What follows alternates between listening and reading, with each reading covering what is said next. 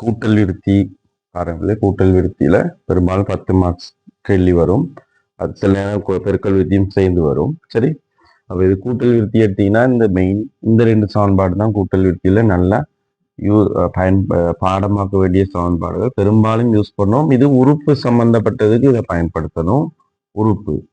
சரி, இது கூட்டுத்தொகை மொத்தம் அந்த மாதிரி தந்தா கூட்டுத்தொகை மொத்தம் அதுல இருக்க மொத்தமானவர் எண்ணிக்கை அப்படி ஏதாவது கேள்வி கேட்டா இதை பயன்படுத்துவோம். இந்த ரெண்டும் இறுதி உறுப்பு தெரிஞ்சா மட்டும்தான் யூஸ் பண்ணும். இறுதி உறுப்பு எல் தெரிஞ்சா மட்டும்தான் பயன்படுத்துவோம். அதே மாதிரி பெருக்கல் விருத்தி பாத்தீங்கன்னா உறுப்பு காண்றதுக்கு இந்த சமன்பாடும், கூட்டுத்தொகை காண்றதுக்கு இந்த சமன்பாடையும் பயன்படுத்தி கொள்ளலாம். சரி, இது ரெண்டையும் பார்த்துக் கொள்ளுங்க. பெருக்கல் விருத்தி, இது கூட்டல் விருத்தி. சமன்பாடுகளை நல்ல பாடமாக்கி கொள்ளணும். தெரிஞ்சாதான் இது செய்யலாம். இந்த கேள்வி ஸ்டார்ட் பண்ணும் போதே சமன்பாடுகளை எழுதி வச்சுக்கொள்ளணும். சரி,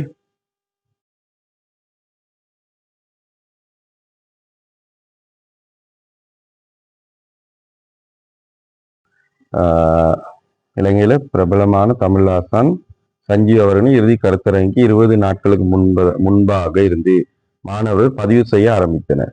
முதல் நாள் 2 மாணவர்கள், 2ஆம் நாள் 5 மாணவர்கள், 3ஆம் நாள் 8 மாணவர்களும் இந்த வார ஒழுங்குல பதிவு செய்யறாங்க.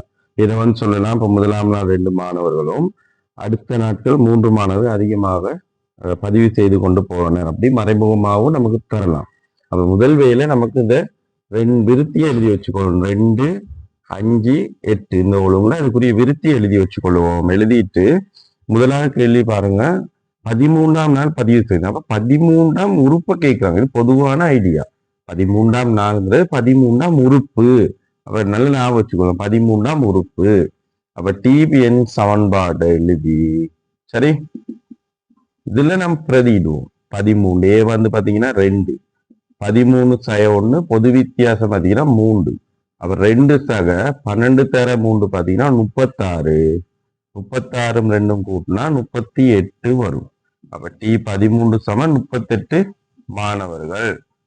அதாவது 13வது நாள்ல 38 மாணவர்கள் பதிவு செய்திருப்பாங்க. இப்ப சில நேரம் இதுல உங்களுக்கு டிஎன் 7 இது கூட்டல் விருத்தி ஆகுமா அப்படின்னு கேட்டா நீங்க பொது வித்தியாசத்தை பாருங்க. இப்ப 5ல இருந்து 2 கழிங்க 3, 8ல இருந்து 5 கழிங்க 3. அப்ப இது 2 சமனா வந்தா கூட்டல் விருத்தின்னு சொல்லணும். பொது வித்தியாசம் சமன், ஆகவே கூட்டல் விருத்தி. அப்படி கேள்வி உண்டு, அதுல வரலாம். சரி, இப்ப சில நேரம் டிஎன் சமன்பாடை என் சார்பில் எழுத சொல்லுவாங்க. அப்ப நம்ம டிஎன் சமன்பாட்டுல ஏக்குரிய பெருமானத்தையும் டீக்குரியதையும் பிரதிட்டு அதை கொஞ்சம் சுருக்கி காட்டணும். சில நேரம் அப்படி கேள்விகள் செய்திருப்பீங்க. நம்ம இங்க 3n சய 3, 3n இருக்கும், 2 சய 3னா சய 1. இந்த மாதிரி சில நேரங்கள் டிஎன் சமன்பாடு எடுத்துக்காட்ட வரும். சரி, அப்ப இதுகள் கொஞ்சம் பிராக்டிஸ் பண்ணிக்கொள்ளுங்க. அது எக்ஸ்ட்ரா கொஞ்சம் பிராக்டிஸ் பண்ணுங்க அதுகளையும். அப்ப அடுத்த கேள்வி பாருங்க. அடுத்த கேள்வி 56 மாணவர்கள் எத்தனையாம் நாள்ல பதிவு செய்திருப்பாங்க. 56 மாணவர்கள் எத்தனையாம் நாள்னா டிஎன் சமன்பாடு எழுதி, சரி, எழுதி இதுல நம்ம எண் கண்டுபிடிக்கணும். இதுல என்ன கண்டுபிடிக்கணும்னா எண். அப்ப எண்ங்கிறது பாத்தீங்கன்னா இந்த டிஎன் சமன்பாட்டுல, சரி, டி என் சமன் ஏ பாத்தீங்கன்னா 2, எண் தான் காணணும். பொது வித்தியாசம் 3 சமன் 56ன்னு போட்டுடணும். அப்ப இந்த கூட்டுப்படுற ரெண்டு என்ன செய்யணும், அங்க கொண்டு போய் கழிப்போம். அப்ப என் சய 1 தர 3 சமன் 56 சய 2. அப்ப 54 வரும். பெருக்கப்படுற 3ஆல பிரிச்சிருவோம். அதான் என் சய 1. அவ என் சம 1 சமன், இதை நம்ம 3ஆல பிரிச்சா பாருங்க, ஒரு முறை 5ல மிச்சம் 2. அப்ப 24ல 8 முறை சய 1 அங்க போனா சக 1. அப்ப 18 சக 1 19ஆம் நாள். சரி, அதாவது 19ஆம் நாள்ல தான் 56 மாணவர்கள் பதிவு செய்வாங்க. சரிதான் என்ன கேள்வி. அடுத்தே பாருங்க, எத்தனை நாட்களின் முடிவில் 155 மாணவர்களின் பதிவு விவரங்கள் ஆசிரியரிடம் காணப்படும். அப்ப இந்த கேள்வி எப்படி செய்யறதுன்னா, நம்ம எத்தனை நாள் முடிவில்னா அப்ப எஸ்என் நமக்கு தரப்பட்டிருக்கு 155. கேள்வி ஏன். சரி, இந்த கேள்வியில அப்ப எஸ்என் சமன்பாடு பொதுவா நம்ம பயன்படுத்தினதுதான். இறுதி உறுப்பு தெரிஞ்சா மட்டும்தான் அதை யூஸ் பண்ணுவோம். அப்ப இந்த சமன்பாடுல எஸ்என் தந்திருக்கு, என் காண சொல்லிருக்கு.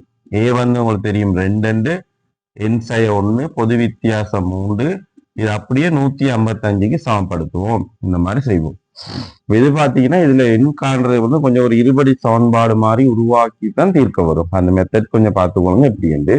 இந்த பிரிப்படுற ரெண்டு கொண்டு போய் பெருக்கிடுவோம். முதலாவது ஸ்டெப் அது.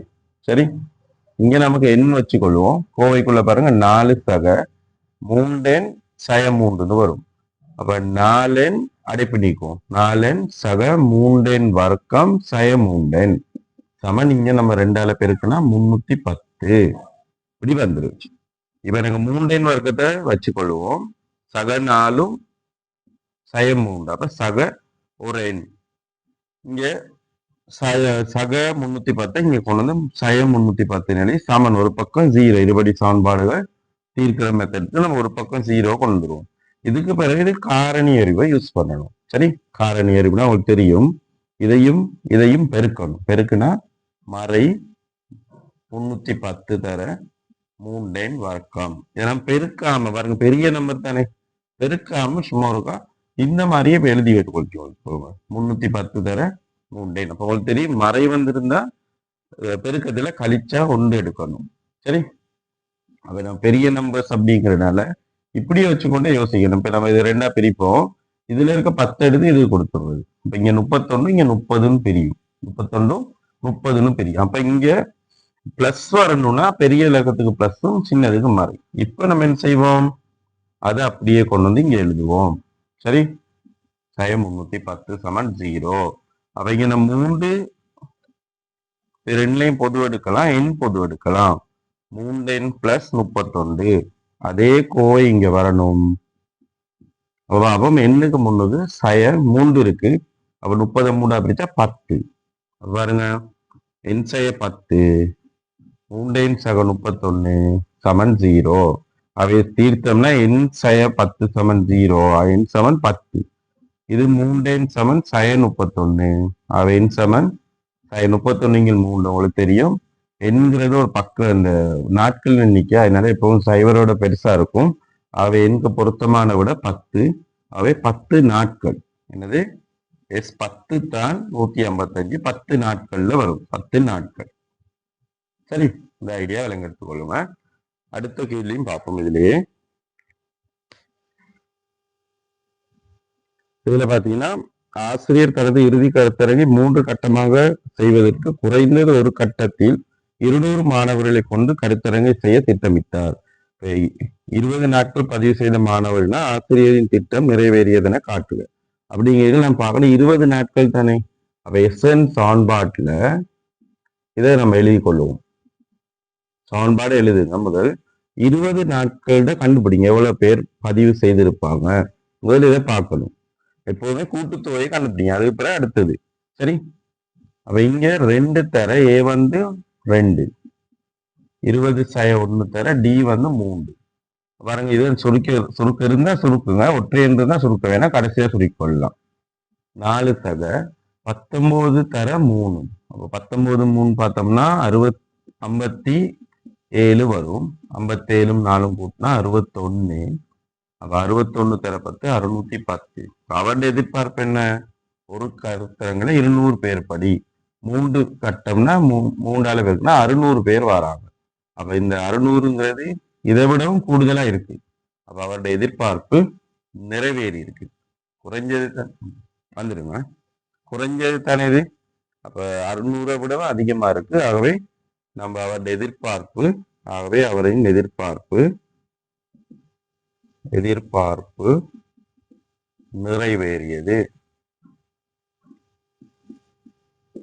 சரி, சில நேரங்கள் நமக்கு இந்த எஸ்என் வந்து இந்த மாதிரியும் காட்ட சொல்லுவாங்க. அந்த சுருக்கி நமக்கு அந்த ஏற்கனவே சொன்ன டிஎன்ல அந்த ஐடியா ஞாபகம் வச்சுக்கொள்ளுங்க. சுருக்கி அந்த ஒரு வடிவத்துல காட்ட சொன்னா ஏக்கும் டி கூறியதை மட்டும் பிரதியிடுங்க, என் கூறியதை அப்படியே வச்சுக்கொள்ளுங்க. இந்த மாதிரி பிரதியிடணும். பிரதியிட்டு இதை மேக்சிமம் சுருக்கி எடுத்துட்டு வரணும். 4 சக 3 சய 3 எண்ணிங்கள் 2 3 இருக்கும். 4ல 3 போனா 1. இந்த மாதிரி சுருக்கி காட்ட வரும். சில நேரங்கள் கேள்வி வந்தா இந்த ஐடியா கொஞ்சம் பிராக்டிஸ் பண்ணி வச்சுக்கொள்ளுங்க. SN7 இப்படி காட்டுறதுக்கும் வரலாம். சரி, அடுத்தது பாருங்க, அந்த பெருக்கல் விருத்தியில ஒரு கேள்வி ஒன்று போட்டிருக்கேன், அதையும் சேர்த்து எக்ஸ்பிளைன் பண்றேன்.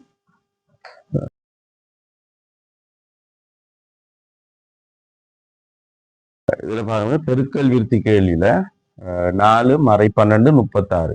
இந்த பெருக்கல் விருத்தினா 8 உறுப்புண்ட கூட்டுத்தொகை இந்த மாதிரி வடிவத்துல காட்ட சொல்றாங்க. முதல் நமக்கு தெரியணும், முதலாம் உறுப்பு வந்து 4. பொது வித்தியாசம், பொது விகிதம்னு சொல்லுவோம். பொது விகிதம்னா மறை 12 4ஆல பிரிச்சு பார்க்கணும். மறை 3 வருது. நம்ம பொதுவா நம்ம இந்த சமன்பாடை யூஸ் பண்ணலாம். மறை இருந்தா நம்ம மாத்தி யூஸ் பண்ற இன்னொரு சமன்பாடு இருக்கு, படிச்சிருப்பீங்க.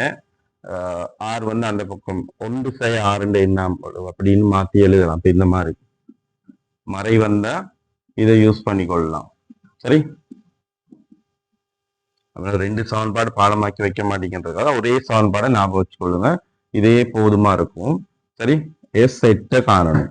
ஏ வந்து பாத்தீங்கன்னா 4, ஆர் வந்து மறை 3 அடுக்குல 8 சய 1, கீழே மறை 3 சய 1. இப்ப பாருங்க, 4 இருக்கும், மறை 3 அடுக்குல ரெட்டை என்று இருக்கு அப்படின்னா அது பிளஸ்ன்னு வந்துடும், சய 1.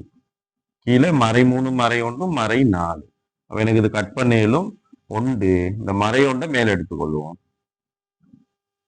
சய 1. மறை 1ஆல உள்ள பெருக்குன்னா மறை 3 8 பிளஸ் 1. அவை எஸ் 8 சமன் பாருங்க. இப்ப மாத்தி எழுதணும்னா சரி, 1 சய 3 8 வரும். அதே மாதிரி டிஎன் உறுப்பு காண்ட சமன்பாடையும் பாடமாக்கி வச்சுக்கொள்ளுங்க. இதுல வரக்கூடிய கேள்வியிலையும் கொஞ்சம் ப்ராக்டிஸ் பண்ணி பாருங்க. பார்ட் 1ல இதுல ஒரு கேள்வி ஒன்று வரும். பார்ட் 1 ஏ பகுதியில ஒரு கேள்வி 2 மார்க்ஸுக்கு வரும். சரி, பார்ட் 2 தான் நமக்கு ஷோர் பண்ண இயலாது, ஆனா பார்ட் 1ல 2 மார்க்ஸ் கட்டாயம் கேள்வி ஒன்று வரும். சரி, அது எதுவும் டவுட்ஸ் இருந்தா எனக்கு மெசேஜ் போடுவேன்.